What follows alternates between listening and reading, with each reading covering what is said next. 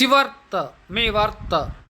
కడప జిల్లా పొలతల పుణ్యక్షేత్రంలో ఏకాదశి సందర్భంగా మదనపల్లి గ్రామీణ మండలం మాలేపాడు గ్రామం దొనబైలు పచ్చిపాలవాండ్లపల్లె కోలాట బృందం వారు ప్రదర్శన నిర్వహించారు.